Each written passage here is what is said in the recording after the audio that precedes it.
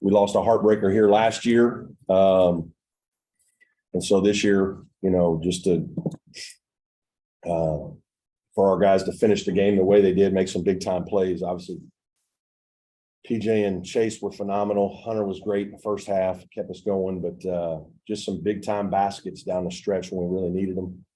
Thought we played pretty well most of the game. Had a hard time stopping Florida State in the second half. They bothered us and got where they needed to go, and their kids played very well today. And we just made one more play. Our guys get a lot of credit for hanging in the game. We were, 4 down, 2 down late, had to have a bunch of must makes, and our guys did that. And then, we got lucky on a missed free throw. We missed one. PJ missed one. We hung in there, and our guys executed the last play really well. So terrific win for our team. Any questions?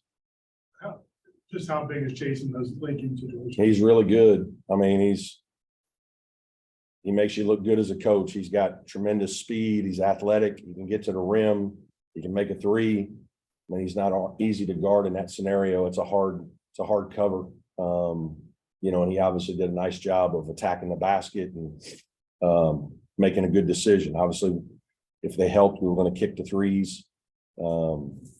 But he put his head down, got his shoulder into the guy and created some contact, and then finished through the contact, big time play.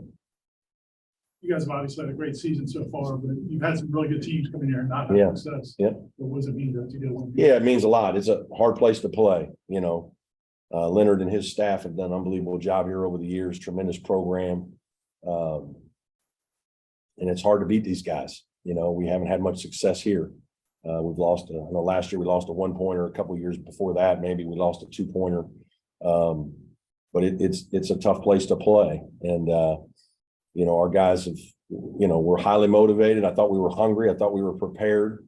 I wasn't sure if Chase would play as well as he did. To be honest, on Thursday, his practice was probably just okay at best. But then yesterday, he practiced much better and had a lot more juice. And I think he, felt good. And then this morning, I could tell he was very excited. Like he just was happy to be back. It's been 2 weeks, and he was a difference maker.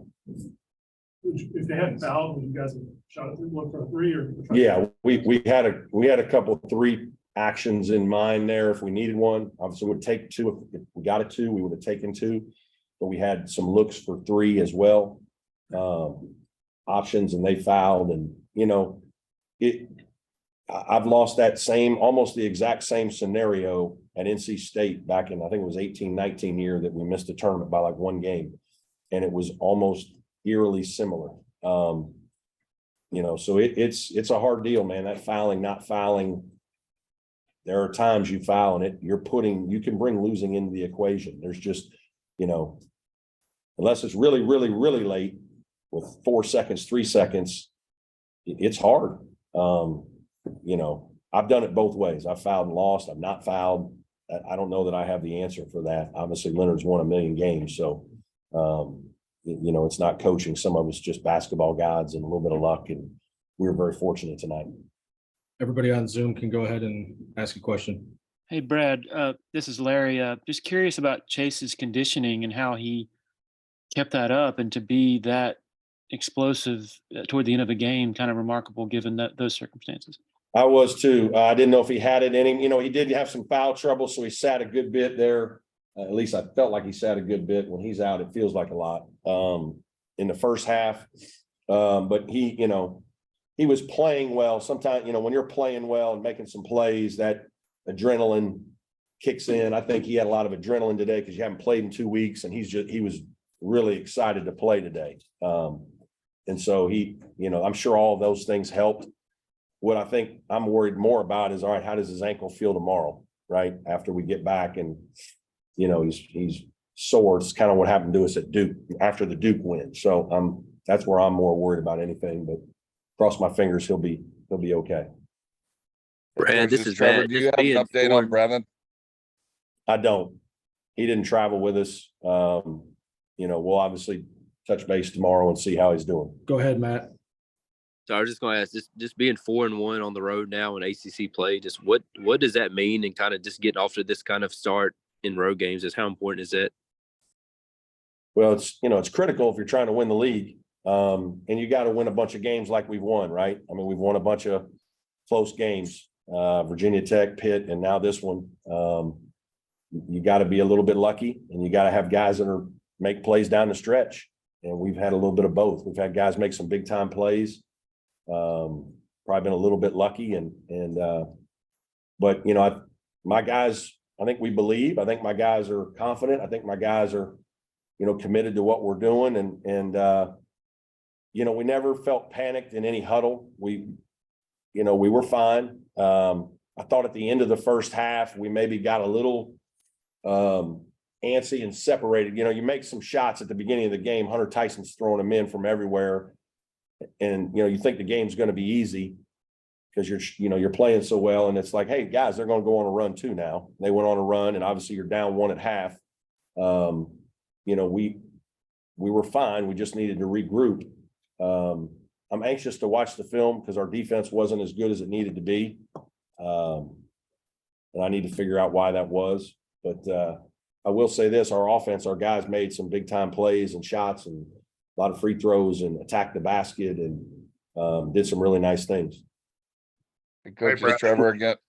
Go ahead, Yep. Davis. Hey, Brad, it's Davis. How did Chase's and one at the end sort of compare to what you drew up there during the timeout? Is that what you wanted? Yeah, that's what we did. I mean, obviously we tried to get him the ball with some space and on the move, and had some guys wide that could shoot. And then you just put the ball in a good player's hands and, tell him to go make a play. And, I told him to attack the rim, and, if one of the shooters is open, pass it to him. Let's shoot it in and win the game. And if not, there's more space for you. Go attack the basket, tie it.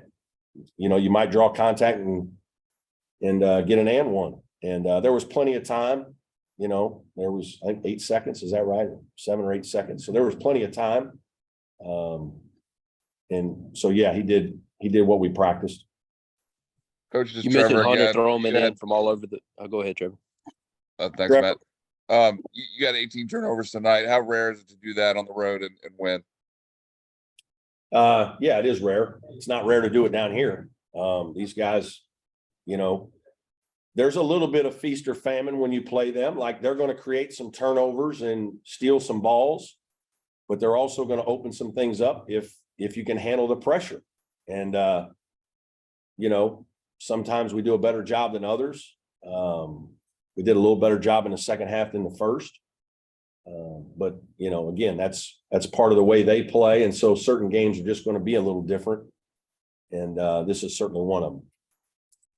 Brad, you mentioned you mentioned Hunter Tyson kind of throwing them in from all over the place. Just 32 3-point attempts. Any concern that you guys maybe fell in love with a threesome just with so many dropping early on? Yeah, there were a few there. We talked about it at halftime. We were 6 for 18, and then we promptly came out of halftime and took 3 threes to start the half. Now, 2 of them were wide open, and they're pretty good shooters. So it's like, it's hard to tell guys like Hunter Tyson not to shoot one. But I think you have to have a pretty good mix to your game. We slowed down on some of it the longer it went, played a little better in terms of being a little more efficient. So yeah, a little bit of that, but it's also, sometimes that's what they're giving you in terms of, or that's what you create based on how the defense is playing. I mean, they swarm to the ball, they're in you, they make passing hard, they make getting to the rim hard in the half court. There's some times that they're going to force you into some shots. Probably have time for a couple more.